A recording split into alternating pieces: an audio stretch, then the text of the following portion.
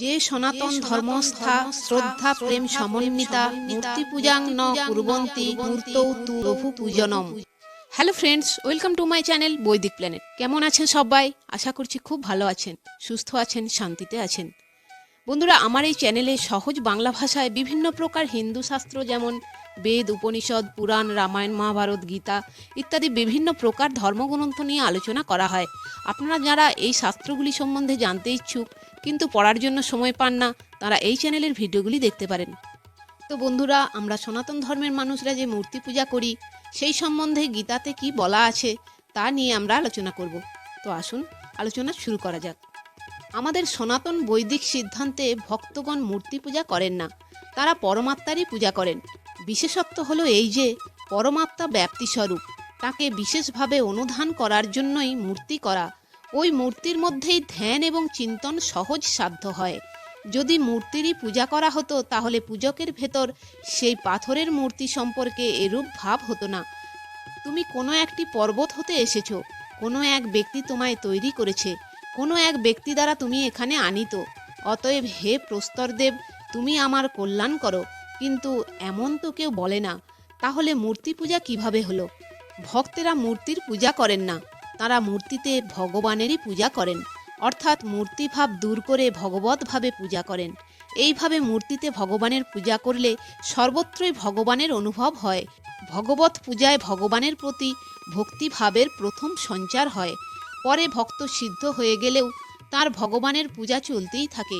মূর্তিতে তাঁকে পূজার বিষয়ে গীতায় ভগবান বলেছেন, ভক্তগণ ভক্তিপূর্বক আমাকে নমস্কার করে আমার পূজা করেন।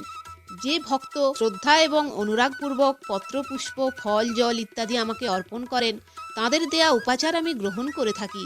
দেবগণ অর্থাৎ বিষ্ণু, শিব, শক্তি, গণেশ, সূর্য, ঈশ্বরকোটির এই পঞ্চদেবতা, ব্রাহ্মণ, আচার্য, মাতা পিতা প্রমুখ গুরুজন এবং জ্ঞানী জীবনমুক্ত মহাত্মাদের পূজা করাকে শারীরিক তপ বলা হয়। যদি সামনে এদের মূর্তি না থাকে তাহলে কাকে নমস্কার করা হবে? কাকে পত্র, পুষ্প, ফল, জল ইত্যাদি প্রদান করা হবে? কারই বা পূজা করা হবে? এতে এই প্রমাণিত হয় যে গীতায় মূর্তি পূজার কথাও বলা হয়েছে। এইরূপ গাভী, তুলসী, অশ্বত্থ, ব্রাহ্মণ, তত্ত্বজ্ঞ, জীবনমুক্ত ব্যক্তি, গিরি গোবর্ধন, গঙ্গা, যমুনা ইত্যাদিকে পূজা করাও ভগবানকেই পূজা করা। এদের পূজা করলে সমস্ত স্থানেই পরমাত্মা আছেন, এই কথা অতি সরলভাবে অনুভব করা যায়। অতএব সর্বত্র পরমাত্মাকে অনুভব করতে গাভী ইত্যাদি পূজা অত্যন্ত সহায়ক হয়। কেননা যে পূজা করে সর্বত্রই পরমাত্মার অধিষ্ঠান, এই কথা সে মানতে আরম্ভ করে। কিন্তু যে ব্যক্তি পূজার ধার দিয়েও যায় না, কেবল বাক সর্বস্ব, তার সর্বত্র পরমাত্মার অধিষ্ঠান, এই অনুভব সম্ভব হয় না। তাৎপর্য এই যে মূর্তিতে ভগবানের পূজন হলো কল্যাণের, শ্রেয়ের সাধন। ভগবত পূজন ছাড়াও অস্থি মাংসের পূজা অর্থাৎ নিজ শরীরকে দামি দামি অলংকার ও কাপড় দিয়ে সাজানো, নিজ গৃহ সুন্দরভাবে তৈরি করা, সুন্দর সুন্দর জিনিসপত্র দিয়ে মনোহর রূপে সাজানো, এও এক প্রকারের মূর্তি পূজা। কিন্তু এই পূজা মানুষকে নিম্নগামী করে। প্রায় সব আস্তিক ব্যক্তি মানেন যে ভগবান সর্বত্র পরিপূর্ণরূপে বিরাজিত। বাস্তবিক পক্ষে এটা তাঁরাই মানেন যারা মূর্তি, বেদ, সূর্য, অশ্বত্থ, তুলসী, গাভী ইত্যাদিকে ভগবান মনে করে পূজা শুরু করেন।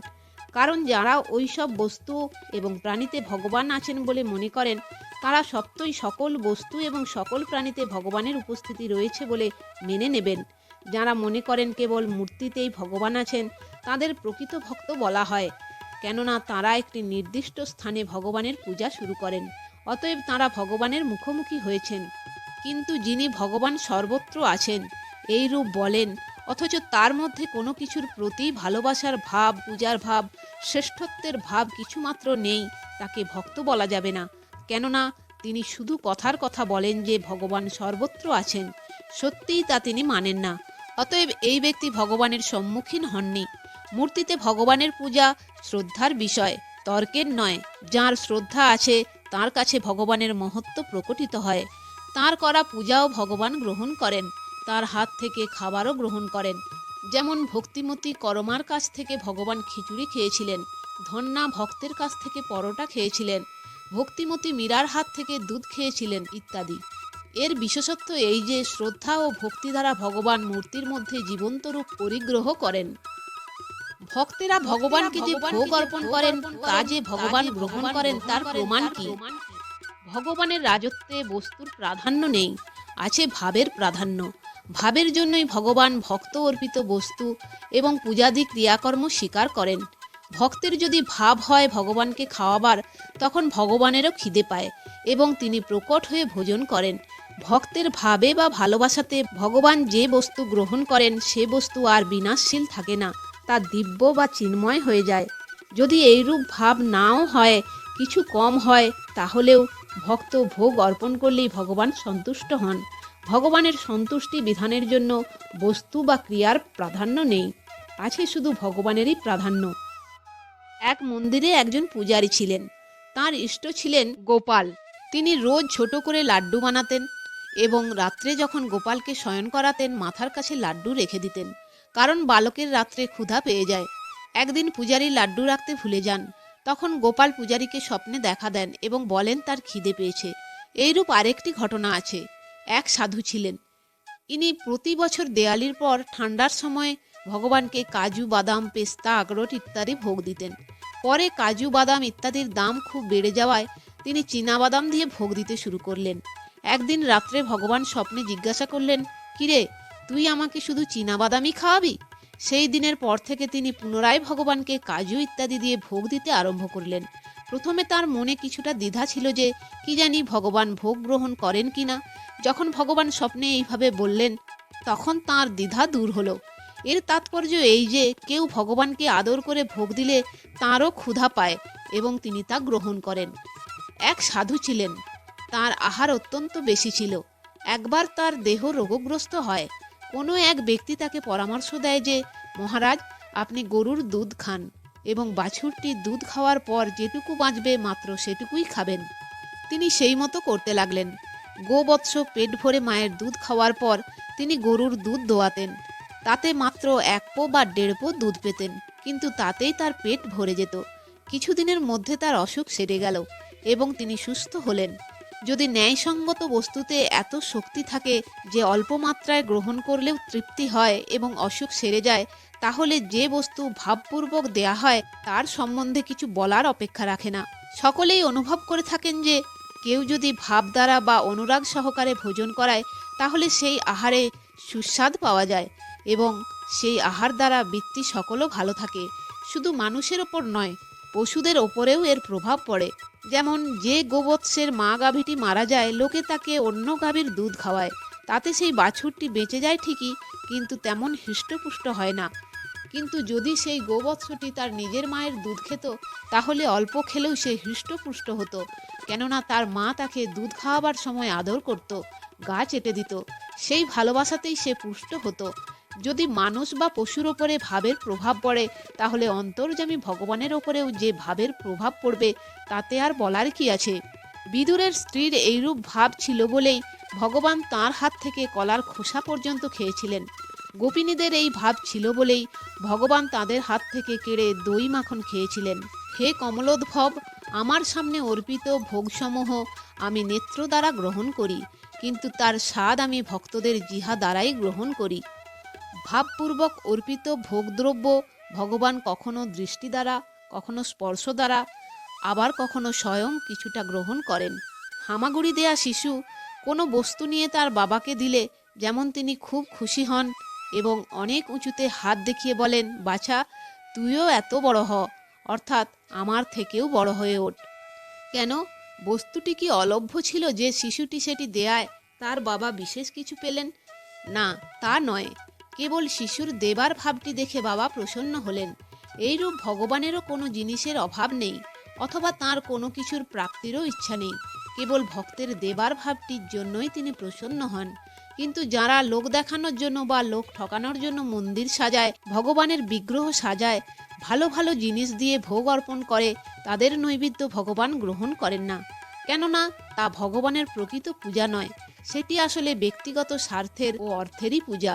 যেভাবেই সম্ভব হোক না কেন, যারা ভগবানকে ভোগ নিবেদন করেন এবং তার পূজা অর্চনা করেন, এই রকম ব্যক্তিকে যারা পাষণ্ড বলে এবং অহংকারবশত ভাবে আমি ওদের চেয়ে ভালো, আমি পাষণ্ড নই, তাদের কখনো কল্যাণ হয় না। যেসব ব্যক্তি যেভাবেই হোক কোনো উত্তম কর্ম করেন, তাদের কাজের সেই অংশ তো ভালো হয়ই, তাদের ব্যবহার চলাফেরার মধ্যেও তাদের ভালোত্ব প্রকাশ পায়। কিন্তু যারা অহংকারবশত উত্তম ব্যবহার পরিত্যাগ করে, পরিণামে তাদের অকল্যাণই হয়। অসৎ ব্যক্তিগণ যদি মূর্তি ভেঙে ফেলে, তখন ভগবান নিজের প্রভাব বা অলৌকিকত্ব কেন প্রদর্শন করেন না? মূর্তির ওপর যার কোনো ভালোবাসা নেই, যার মূর্তি পূজক ব্যক্তিদের ওপর হিংসা ভাব থাকে, সেই হিংসা ভাব নিয়ে যারা মূর্তি ভেঙে ফেলে, তাদের জন্য ভগবান তার প্রভাব এবং মহিমা কেনই বা প্রকাশিত করবেন? ভগবানের মহত্ব শ্রদ্ধাভাবের ক্ষেত্রেই প্রকাশিত হয়। যারা মূর্তি পূজা করেন, তাদের মূর্তিতে ভগবান আছেন, এই বিশ্বাস পূর্ণভাবে না থাকার জন্যই অধার্মিক ব্যক্তি মূর্তি ভাঙতে চায় এবং ভগবানও তার মহিমা তাদের কাছে প্রকাশ করেন না। আবার যেসব ভক্তের মূর্তিতে ভগবান আছেন, এরূপ দৃঢ় শ্রদ্ধা বিশ্বাস থাকে, সেখানে ভগবান নিজ মহিমা প্রকাশ করেন। যেমন গুজরাটের সুরাটে এক শিবের মন্দির আছে, তাতে যে শিবলিঙ্গ আছে তার গাত্রে অসংখ্য ছিদ্র।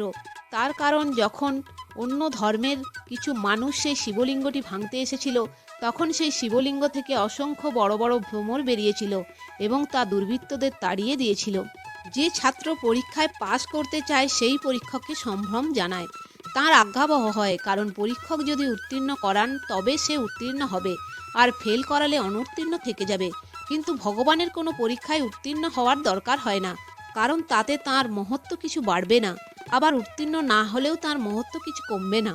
রাবণ যখন ভগবান রামের পরীক্ষা নেবার জন্য মায়াবী মরিচকে স্বর্ণমৃগ করে পাঠিয়েছিলেন এবং ভগবান রাম স্বর্ণমৃগের পিছনে দৌড়চ্ছিলেন, অর্থাৎ রাবণের পরীক্ষায় অনুত্তীর্ণ হয়েছিলেন, দুষ্ট রাবণের পরীক্ষাতে উত্তীর্ণ হয়ে ভগবানের কোনো প্রশংসার পাত্র প্রয়োজন ছিল কি? সেইভাবেই অসৎ লোকেরা ভগবানের পরীক্ষা নেয়ার জন্য মন্দির ভাঙেন এবং ভগবান তাদের পরীক্ষায় অনুত্তীর্ণ হন। তাদের সামনে নিজ প্রভাব প্রকাশিত করেন না, কারণ অসৎ লোকেরা অসৎ ভাব নিয়েই তার সম্মুখীন হয়ে থাকে। একটি হলো বস্তুগুণ এবং অপরটি হলো ভাবগুণ। এই দুই গুণ পৃথক। যেমন স্ত্রী, মা এবং বোন, এদের তিনজনের শরীর একই প্রকার, অর্থাৎ স্ত্রীর শরীর যেমন, মায়েরও তেমন, এবং বোনেরও শরীর সেই একই রকম ভাবে গঠিত। অতএব এই তিনেতেই বস্তুগুণ অভিন্ন, কিন্তু স্ত্রীর সঙ্গে এক ভাব, মায়ের সঙ্গে আর এক ভাব এবং বোনের সঙ্গে অন্য প্রকার ভাব থাকে। সুতরাং বস্তুগুণ এক প্রকার হলেও ভাবগুণ পৃথক পৃথক হয়ে থাকে। জগতে বিভিন্ন স্বভাবের ব্যক্তি, বস্তু ইত্যাদি আছে, অতএব তাদের বস্তুগুণ বিভিন্ন, কিন্তু সবার মধ্যেই ভগবান পূর্ণরূপে আছেন। এই ভাবগুণটি একই। এইরূপ মূর্তিতে যার শ্রদ্ধা আছে, তার মধ্যে মূর্তিতে ভগবান বিরাজ করেন, এই ভাবগুণ থাকে। মূর্তিতে যার শ্রদ্ধা নেই, তিনি মূর্তিতে পাথর, পিতল, রূপো ইত্যাদির তৈরি এই বস্তু গুণসম্পন্ন হন। এর বিশেষত্ব এই যে, পূজকের যদি মূর্তিতে ভগবত ভাব থাকে, তাহলে তার কাছে মূর্তি সাক্ষাৎ ভগবানই। যদি পূজকের ভাব এই হয় যে মূর্তি পিতলের, পাথরের বা রূপার তৈরি, তাহলে তার কাছে সেই মূর্তি কেবলমাত্র পাথর বা পিতল ইত্যাদির হয়েই প্রতিভাত হয়, কারণ ভগবান ভাবেই বিরাজিত। দেবতা কাঠেও থাকেন না এবং পাথর বা মাটিতেও না, ভাবেই দেবতার বাস। সেই জন্য ভাবকেই প্রধান রূপে মানা উচিত। এক বৈরাগী বাবাজি ছিলেন, তার কাছে দুটি স্বর্ণের মূর্তি ছিল, একটি গণেশের, অপরটি ইঁদুরের, দুটিই সম ওজনের ছিল। বাবাজি একবার রামেশ্বর যাওয়া স্থির করলেন, সেই জন্য তিনি এক স্বর্ণকারের কাছে গিয়ে বললেন, ভাই, এই মূর্তি দুটির বদলে কত টাকা দেবে? স্বর্ণকার সে দুটি ওজন করে দুটিরই 500 টাকা করে দাম, অর্থাৎ দুটিরই সমমূল্যের বলে জানালেন। বাবাজি বললেন, আরে, তুমি দেখতে পাচ্ছ না, একজন প্রভু, অপরজন তার বাহন। যা দাম গণেশের, সেই একই দাম ইঁদুরের, তা কেমন করে হয়? স্বর্ণকার উত্তর দিলেন, বাবা, আমি গণেশজি আর ইঁদুরের দাম বলিনি, আমি তো সোনার দাম বলেছি। এর বিশেষত্ব হলো যে বাবাজির দৃষ্টি ছিল গণেশ এবং ইঁদুরের ওপর, আর স্বর্ণকারের দৃষ্টি ছিল সোনার ওপর। অর্থাৎ বাবাজি ভাবগুণ দেখেছেন আর স্বর্ণকার বস্তুগুণ বিচার করেছেন। তেমনি যারা মূর্তি ভাঙে, তারা বস্তুগুণ দেখে, অর্থাৎ সেটি পাথরের না পিতলের, এই রূপই বিচার করে। ভগবানও তাদের ধারণা অনুযায়ী পাথর ইত্যাদি রূপে অবস্থান করেন। বাস্তবে দেখতে গেলে স্থাবর জঙ্গম ইত্যাদি সবই ভগবৎ স্বরূপ। যার মধ্যে ভাবগুণ অর্থাৎ ভগবানের ভাবনা আছে তিনি সব কিছুই ভগবৎ স্বরূপ দেখতে পান, কিন্তু যার মধ্যে বস্তুগুণ অর্থাৎ জড়বস্তুর ভাবনা চিন্তা থাকে তিনি স্থাবর জঙ্গম ইত্যাদি সব কিছুকে পৃথক পৃথকভাবে দেখেন। এই কথাই মূর্তির বিষয়েও বুঝে নিতে হবে। মানুষ শ্রদ্ধা ভাব রেখে মূর্তির পূজা করে, স্তুতি ও প্রার্থনা করে, কারণ সে মূর্তির মধ্যে বিশেষ ভাব দেখতে পায়। যে ব্যক্তি মূর্তি ভাঙে সেও মূর্তির মধ্যেই তারই মতো বিশেষ রূপ অবলোকন করে। যদি সে তা না দেখবে তবে সে মূর্তিগুলি ভাঙবেই বা কেন? অন্য পাথর ইত্যাদি ভাঙে না কেন? সুতরাং সেই ব্যক্তিও মূর্তিতে বিশেষ রূপ আছে বলেই মানে। শুধু মূর্তিতে যারা শ্রদ্ধা ও বিশ্বাস রাখেন তাদের উপর ঈর্ষাবশত তাদের দুঃখ দেবার জন্য তারা মূর্তি ভাঙে। যেসব ব্যক্তি শাস্ত্রবিধি অনুসারে নির্মিত মন্দির এবং সেখানে প্রাণ প্রতিষ্ঠা করে স্থাপিত মূর্তিগুলি ভগ্ন করে, তারা নিজেদের স্বার্থ সিদ্ধি করার জন্য, পূজকদের মর্যাদা নষ্ট করার জন্য, নিজ অহংকার ও নাম স্মরণীয় করার জন্য এবং ভগ্নমূর্তি দর্শনে বহু প্রজন্ম পর্যন্ত হিন্দুদের যন্ত্রণার দগ্ধ করার জন্যই হিংসাবশে তা করেন। আমরা যখন কোনো বিদ্বান ব্যক্তিকে সম্মান জানাই তাতে আমরা তার বিদ্যাকেই সম্মান জানাই, হাড় মাংসের মানুষটিকে নয়। এইরূপ যে ব্যক্তি মূর্তিতে ভগবানকে মানেন তারা আসলে ভগবানকেই সম্মান জানিয়ে থাকেন, মূর্তিকে নয়। সুতরাং যারা ভগবানকে মানেন না তাদের নিকট ভগবানের মহিমা প্রকটিত হতে পারে না। অপরপক্ষে যারা মূর্তিকে ভগবান মানেন তাদের নিকট ভগবানের মহিমা প্রকটিত হয়। তো বন্ধুরা, আজ এই পর্যন্তই।